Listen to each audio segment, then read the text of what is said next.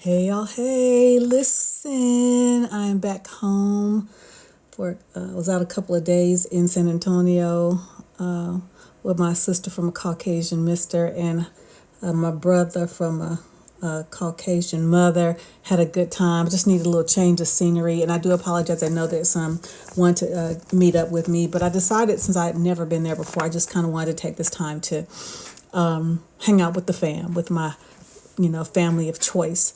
But on the way there, we were having some discussions about, working and the experience we gained and, some of the challenges and things that we observed in young people today, as far as work ethic and their attitudes concerning things. And when I got home, I said, it reminded me of something that I wanted to look up. So I found something, a letter. Well, actually, it's a memo that I had to write to the professor of military science. When I was at the University of Oklahoma, we had to do, when I was in ROTC, and I was a graduate student by this time, I'm 28, 29, I'm a mother, I'm in graduate school working two jobs, but also in ROTC. We had, in order for us, the cadets, to raise money, we worked the concession stands during football games.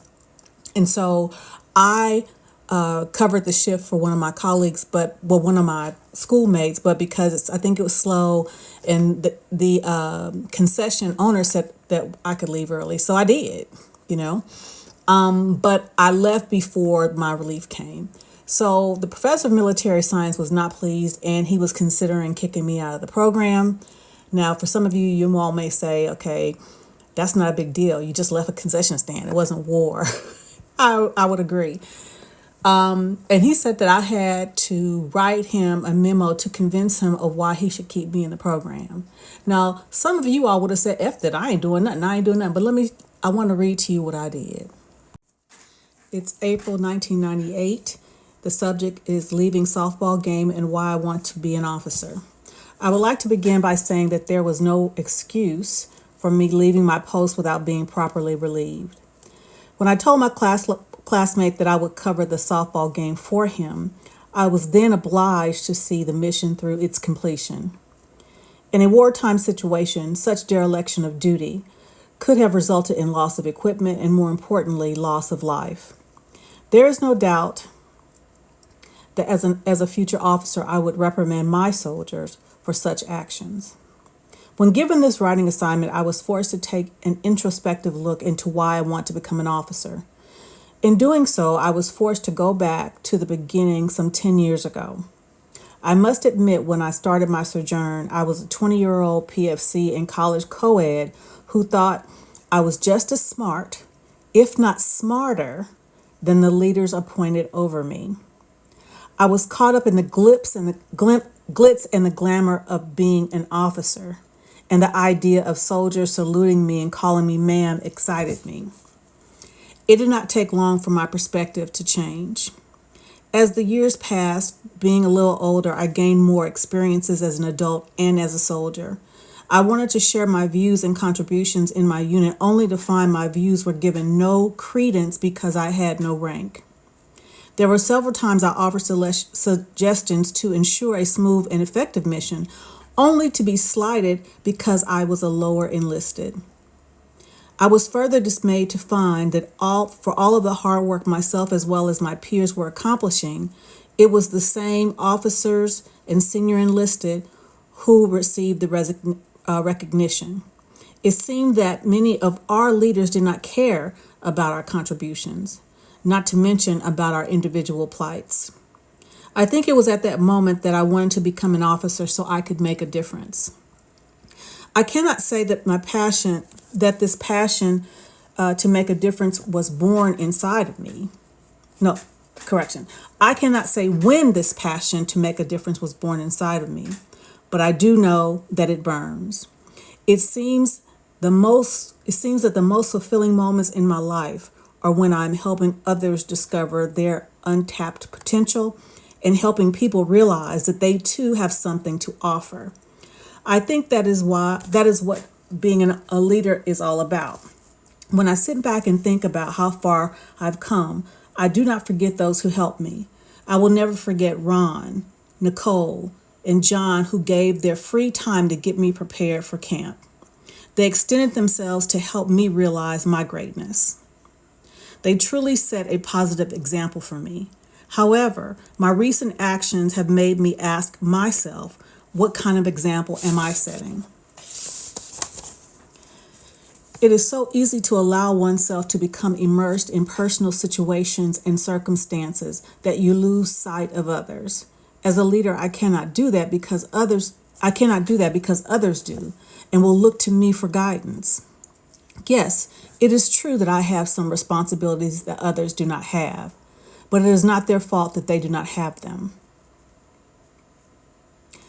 When taking a look at the big picture, my responsibilities are no more important than anyone else's, but it is the manner in which I handle my responsibilities that makes the difference. I have known for a long time that people are always watching, so it is up to me to determine what they see. I have wanted to become an officer for a long time, but I can say my reasons are different now than they were in the beginning. I do not know if life experiences, motherhood, or increased confidence in myself have brought about this evolution, but I have evolved. I will not lie to myself or anyone else and say that the notion of respect and honor does not excite me, but it does not drive me. I'm driven by the idea that I can make a positive contribution. I do not know what it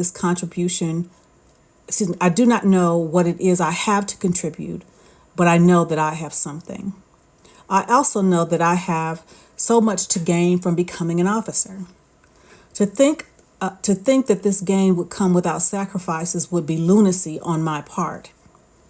I have thought endlessly of whether these sacrifices would be worth it in the long run. And when I look at my daughter, I smile and think to myself, yes, it is worth it. I will do my duty and honor my commitment to myself and my country. Signed me. Okay. So I turned this in not knowing what the result was going to be, whether or not he thought it was sufficient to keep me in the program or not. He writes, Ms. Jones, I would hope you would keep this memo somewhere so you can go back to it when you need to remind yourself why you're a soldier leader. You do have a lot to offer, and I am very proud to have been a part of your success. So, youngins, we all have feelings about what we are called to do and whether it makes sense to us or not. But sometimes you swallow your pride and do what is asked of you. And when you do so, if you dig deep, you might think about, well, maybe there's something to what they said, even though I didn't like it. Maybe something, the bigger picture, because in my mind, I'm like, it was just a hot dog stand. But there could be greater implications, and I had to take the time to look at that. And I'm so glad I kept that.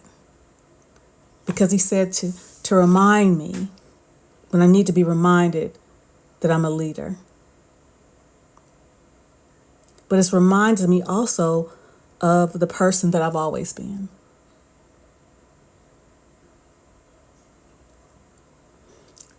Don't let this social media in your life, figuratively, of course, not literally, before it begins. Because you're seeing somebody else and they do it, I can do it. The consequences may not be the same. Those are my thoughts. What are yours? Take that with you.